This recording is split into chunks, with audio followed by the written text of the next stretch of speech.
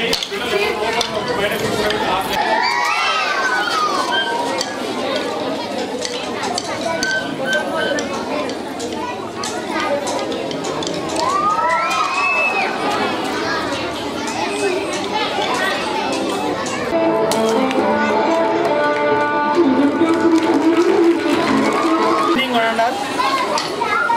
evening, Mandal. Today we are conducting Sri Krishnashtami celebrations in our school. Our school students act as Sri Krishna and Gopika, and they are doing dance very excellent and very well. Actually, Janmashtami vibrate celebrations in all over world. So maybe in this occasion, Janmashtami is one bring up specific energy and truth and love. So that's why we follow that rules and regulations.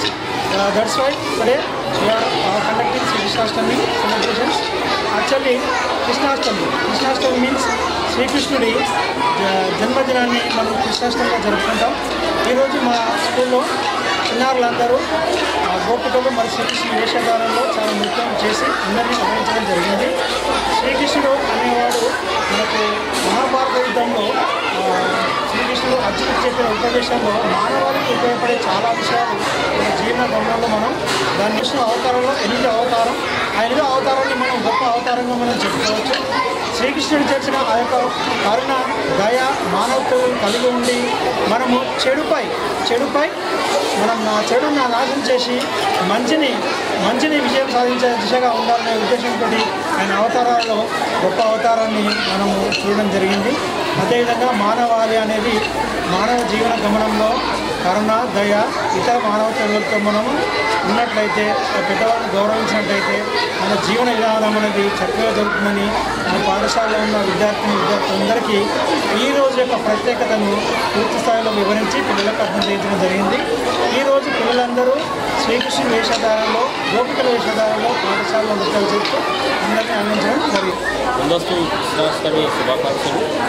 Krishnashtami Vishnumurthy యొక్క దశావతారంలో 8వ అవతారం శ్రీకృష్ణుడి అవతారం.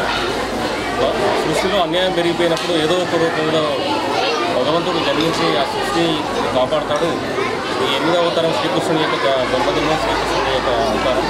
ఈ జన్మదినాన్ని పురస్కరించుకున్న పాఠశాలలో ముందస్తుగా పిల్లల చేత గోపిక మరియు కృష్ణుడు వేషధారణ చేస్తూ పండుగ యొక్క ప్రాముఖ్యతను వివరిస్తూ పండుగ సెలబ్రేట్ చుట్టుకొట్టడం ఇట్లాంటి జరగడం జరిగింది.